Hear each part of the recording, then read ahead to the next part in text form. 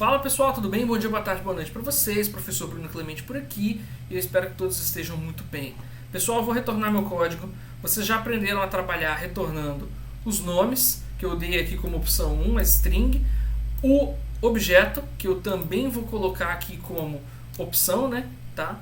E aí eu vou pular esse cara aqui para mostrar o próximo primeiro, tá? Que eu não vou trabalhar com erro customizado aqui ainda não.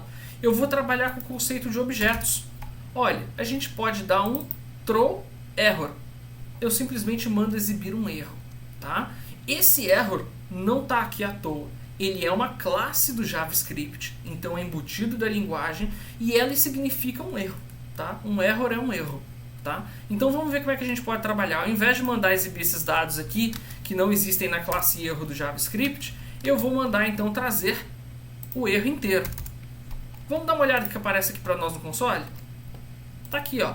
Ele trouxe um error, um objeto do tipo erro. Tudo bem? Só que isso aqui para nós não tem tanta informação. Vamos melhorar um pouquinho isso. Eu vou então, ao invés de simplesmente jogar um error, eu vou jogar isso aqui, ó. Eu vou jogar um new error. E o new error eu vou passar como um parâmetro, um texto. Deu errado, não sei porquê. Beleza? Só para uma brincadeira aqui para a gente poder testar. E agora eu vou ajustar para, ao invés de apenas exibir... Não, vamos só exibir assim, né? Vamos mandar trazer o erro para vocês verem primeiro o que vai acontecer. Olha como é que ficou. Ele trouxe o nome do erro. Ele trouxe a mensagem do erro. Só que olha que legal. Ele trouxe também a stack trace. Ele trouxe a pilha de erros. Eu cheguei a mencionar no passado, em outro momento, na disciplina, mas o que acontece aqui basicamente para nós é o seguinte. Toda vez que ele entrar numa funcionalidade, numa função, ele vai empilhando essas chamadas. Então imagina que você tem ali, por exemplo, o seu programa principal chama a função valida tela, o seu valida tela chama valida dados. Você tem três coisas que estão sendo acionadas. Se em algum momento valida dados der erro, ele vai apresentar esses erros para você de forma empilha. Então ele vai falar, olha, valida dados deu erro, valida, acho que entrada deu erro e valida tela deu erro. Não me lembro agora quais foram os que eu citei. Mas ele vai fazer essa estruturazinha aqui, ó. Teve erro no erros, na 3513 do arquivo erros, mas teve também um erro no nome mês, lá na 2812, que aí teve qual foi o erro principal do meu problema. Então o que ele faz é, ele empilha as chamadas e quando a primeira dá erro, uma joga para outra, que joga para outra, que joga para outra, que joga para outra, até chegar no programa principal. Beleza? Então essa é a estrutura de erros que a gente tem. Do jeito que a gente está mandando exibir aqui, a gente só está trazendo o erro. Vamos melhorar um pouquinho? Ao invés de simplesmente trazer o erro, vamos trazer os dados dele. Todo error, a classe error do JavaScript possui dois atributos. Um name, que é o nome do erro, que é a própria classe, e um message, que é o parâmetro que você mandou na criação. Desculpa. Então, olha, aqui quando eu falei que eu quero criar um new error e eu quero escrever deu erro, não sei porquê, olha o que vai aparecer se eu mandar trazer e.name mais dois pontos espaço mais e.message. Ele me traz isso aqui, ó, o nome do erro e a mensagem do erro. Beleza? Então agora eu não estou usando uma estrutura minha, do Bruno, eu estou usando uma estrutura do JavaScript. Beleza? Assim como eu tenho erros específicos do JavaScript, eu não preciso ficar preso com o error. Eu posso trabalhar com, por exemplo, type error.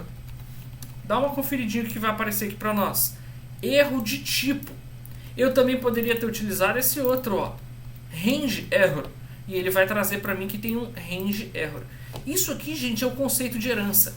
Range error é um error no JavaScript. Ou seja, um erro de intervalo é um erro. Então, da mesma forma que um erro tem os atributos name e message, é certeza absoluta que o nosso range error também possui isso. Para que a gente usa essa diferenciação, então? Para você, programador, ter mais segurança de que tipo de erro você está evocando. Ou seja, se eu tenho um erro de tipos, eu vou trabalhar então com o meu type error. Se eu tenho um erro de intervalos, eu vou trabalhar com o meu range error. Se eu tenho um erro de sintaxe, eu vou trabalhar com o meu syntax error. E se eu não tenho experiência nenhuma de que tipo que é, eu posso simplesmente colocar um error. Mas normalmente não é desejável deixar os nossos erros de uma forma tão genérica assim. Se eu fosse trabalhar com erro de intervalo, eu colocaria esse exemplo aqui embaixo, ó. Throw new range error, ou seja, um erro de intervalo, e a mensagem seria algo que deixa bem claro para o usuário que tipo de problema é esse. Por exemplo, parâmetros fora do intervalo, de 1 a 12. Então isso aqui já me ajudaria. Ó. Se eu colocar agora, eu vou manter o range error, tá? E vou manter a saída do jeito que está aqui. Vamos fazer uns testes. Se eu colocar 1, que está dentro do intervalo, faz sentido ele trazer janeiro. Se eu colocar 8, faz sentido ele trazer agosto. Se eu colocar A está fora do intervalo. Aqui no caso A, né, não está nem sendo utilizado, ele pegou outro tipo de erro. E se eu colocar 18, ele vai simplesmente falar que tem um range error, um erro de range. Por que deu aqui esse problema na hora que eu utilizei A, né? Vamos colocar A, porque na hora que eu digitei A, ele falou, ó, não tem a variável A ainda. Vamos colocar A como se fosse uma string, quando eu retornar aqui, ó, range error. Ele está fora do intervalo de 1 a 12. Se eu quisesse tratar, eu poderia. Eu poderia aqui dentro da minha função verificar, esse cara é numérico? Se ele não for numérico, retorna um type error. Você não digitou o número. Caso contrário, está dentro do intervalo? Se não estiver, manda um range error, está fora do intervalo. No final das contas, deu tudo certo? Aí sim ele faz a funcionalidade que ele precisa fazer. Então é uma forma que a gente tem de tratar nossos erros, dando erros diferentes para eles, para poder tornar essa mensagem mais clara. Tudo bem? Eu vou voltar aqui para o 2 ou para o 3, que a gente falou bastante, e ele vai exibir março do jeito que eu queria no programa. Fechou? Então agora eu trago um próximo vídeo depois para vocês, para a gente aprender a fazer nossos próprios tipos de erro.